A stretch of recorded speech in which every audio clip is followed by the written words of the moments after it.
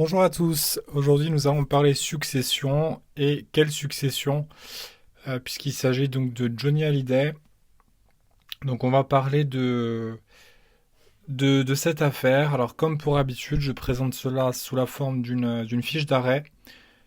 Donc on va parler des faits, des prétentions des parties, de la procédure, du problème de droit et de la réponse apportée par la juridiction. Alors, Johnny Hallyday, donc ça, bien entendu, tout le monde le connaît. Alors, nous allons évoquer les faits. Alors, ils sont assez longs, mais je les ai synthétisés. Alors, Johnny Hallyday est décédé en 2017. Celui-ci avait une première femme avec qui il a eu deux enfants. Et ensuite, il a... Donc, ces deux enfants s'appelaient David et Laura. Ensuite, il a divorcé, il s'est remarié avec une autre femme, avec Laetitia, et avec celle-ci, il a adopté deux enfants, donc deux adoptions plénières.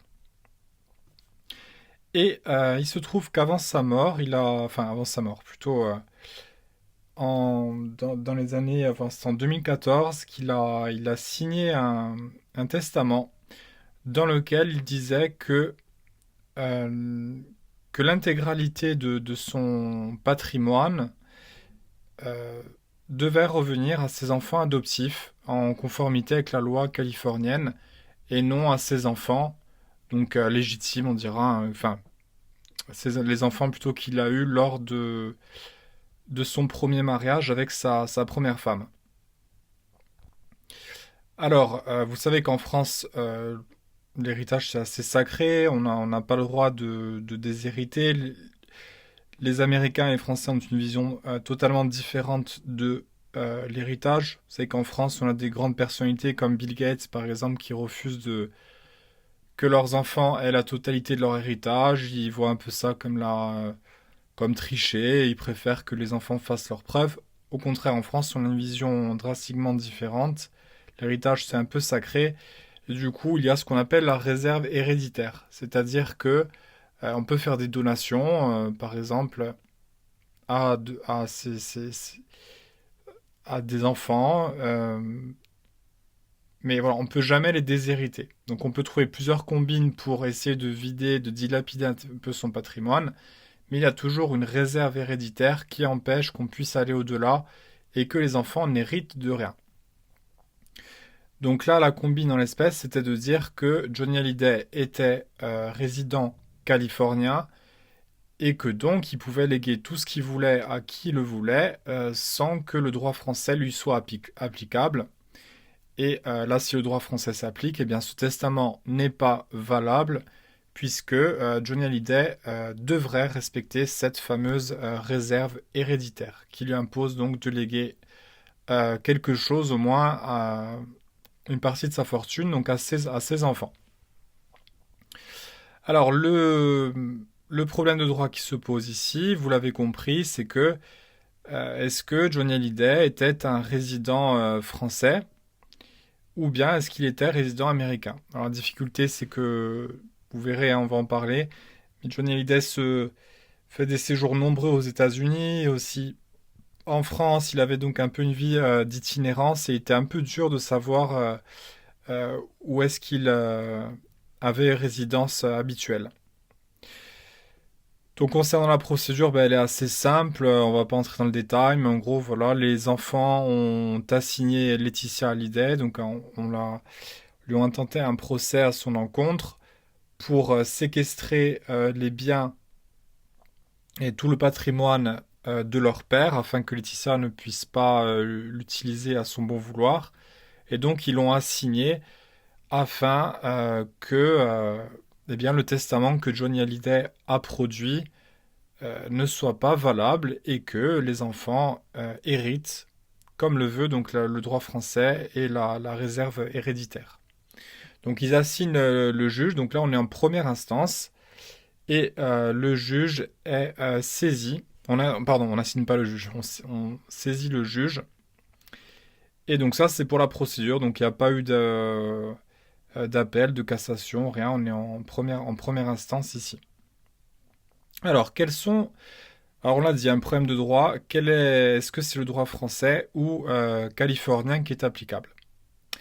Et pour ça, il faut donc, pour répondre à cela, il faut voir donc est-ce que Johnny Hallyday était résident français ou bien californien. Et donc ça, on va voir les prétentions des parties. Donc qu'est-ce qu'allégaient les parties? Alors on va voir tout d'abord ce que disait Laetitia. Alors Laetitia disait en fait que eux, ils avaient une vie à l'américaine, qu'ils étaient purement américains, que ces deux enfants, donc les enfants qu'ils ont adoptés, sont scolarisés en Californie, euh, qu'ils avaient la green card, qu'ils étaient assurés, donc ils avaient la sécurité sociale américaine, qu'ils avaient un compte en banque là-bas. Euh, il disait vraiment que Laetitia donc disait vraiment que Johnny Hallyday avait l'intention de finir ses jours là-bas et vraiment d'avoir tous ses intérêts en Californie et qui voulait en fait fuir la France et qu'il a toujours vénéré la culture américaine et que donc c'est pour elle, elle est formelle, hein, c'était des citoyens américains et donc c'était le droit californien qui, euh, qui devait prévaloir.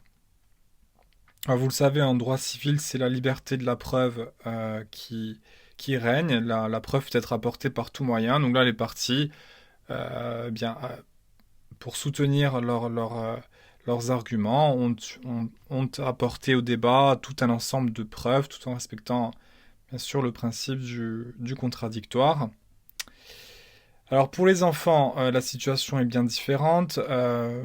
Ils disent que Johnny Hallyday est profondément français dans l'âme, qu'il doit sa popularité à la France, que d'ailleurs pour son enterrement, Emmanuel Macron est lui-même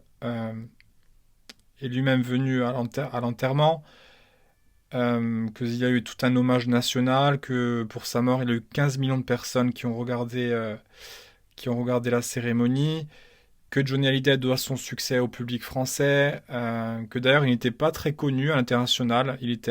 Enfin là-bas on ne lui demandait pas d'autographe systématiquement comme c'était en France. Johnny Hallyday était très souvent à Saint-Barthélemy. Là-bas il avait une maison. Il est né, il est né en France. Il passait énormément de temps en France. C'est-à-dire, ce qui est paradoxal, c'est que c'est Laetitia un peu qui s'est tiré une balle dans le pied, dans le sens où en postant sur Instagram beaucoup de photos du couple en France, notamment à des anniversaires et à des cérémonies, eh bien c'est elle qui en fait a prouvé qu'ils étaient très souvent en France. Euh, et ils disent qu'en fait, les allées de Johnny Hallyday aux États-Unis n'avaient que pour nature euh, que de en fait s'échapper un peu de la pression médiatique en France, de lui permettre d'être tranquille. Mais Johnny Hallyday, les enfants disent, étaient vraiment attachés à ses concerts. Il faisait tous ses concerts en France. Et c'était un peu sa thérapie et qu'il n'avait nullement l'intention d'aller vivre aux États-Unis. C'était plus un fantasme pour lui et c'était seulement pour des raisons professionnelles qu'il y allait. Mais voilà en gros les différentes allégations des parties. Alors sur le fond, il y a beaucoup à dire, hein. Il y a énormément d'éléments qui viennent étayer le dossier. Alors peut citer aussi lors de Charlie Hebdo, euh, le chanteur s'est exprimé, il disait nous sommes français. Euh, voilà, on le voyait être très patriotique. Et sur Twitter, il publiait beaucoup de hashtags Vive la France, etc. Donc on le voit en fait une attache profonde et viscérale à la France qui n'a jamais pu quitter. Et, euh, voilà, donc en gros, juste une fascination pour l'Amérique, mais dans le cœur, Johnny Hallyday était français. Euh, voilà, il avait toujours sa maison à Marne-la-Coquette, là où il est né. Et donc vous le voyez, un débat assez intéressant sur le fond. On est parti s'échine donc pour prouver véritablement que voilà, soit Johnny est français, soit il est américain. Donc on voit beaucoup de Noël en famille, tout ça. Donc c'est vraiment intéressant la façon dont les partis ont vraiment tout fait pour prouver un peu tout cela. Alors, et vous le voyez, hein, ce débat est de taille puisqu'on parle d'un héritage. Johnny a amassé une fortune colossale, hein. C'était un peu le Elvis à la française. On se doute que, d'ailleurs, après sa mort, des milliers d'albums ont été vendus, et là encore, des sommes colossales. Et donc, que va nous dire la juridiction saisie, donc le tribunal de Nanterre?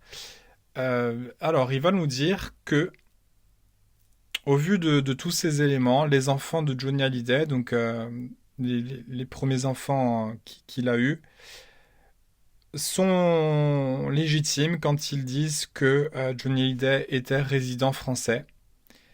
Car en fait, sa résidence principale était ici, il y passait la majorité de son temps, même s'il a eu simplement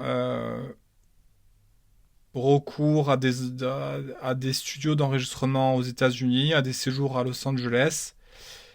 Euh, Ses voyages aux États-Unis avaient pour principale vocation de le faire échapper à une pression médiatique, mais que sa vraie résidence était française. On le voyait souvent à Saint-Barthélemy, donc et il avait toujours sa maison principale en France. Et jusqu'au bout de sa vie, sa résidence était donc la France et non pas la Californie. De ce fait, le droit applicable est le droit français et donc la réserve héréditaire se doit d'être respectée. Le testament qu'a fait Johnny Hallyday, dans lequel il dit qu'il annule les précédents testaments et que Johnny souhaite donc les déshériter, n'est pas valable. Et donc c'est le droit français qui est bien compétent ici. Alors pour l'instant on en est ici. Je ne sais pas si ce qui va ressortir de tout ça, un procès comme ça, je pense qu'il va durer des années. On ne sait pas s'il va y avoir cassation, appel.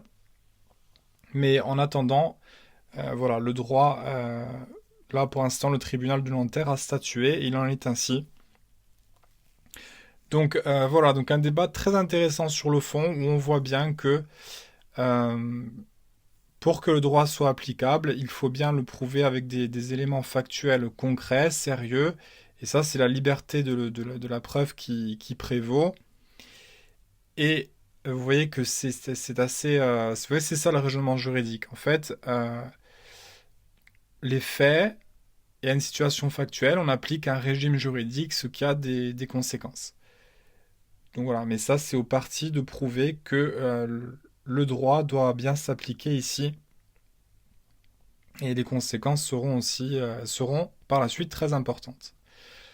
Donc voilà pour cette décision de Johnny Hallyday. Donc n'hésitez pas à commenter, à liker la chaîne, à partager si cette affaire vous a intéressé, si vous avez une opinion là-dessus. Et moi, je vous dis donc à bientôt dans d'autres vidéos. Au revoir.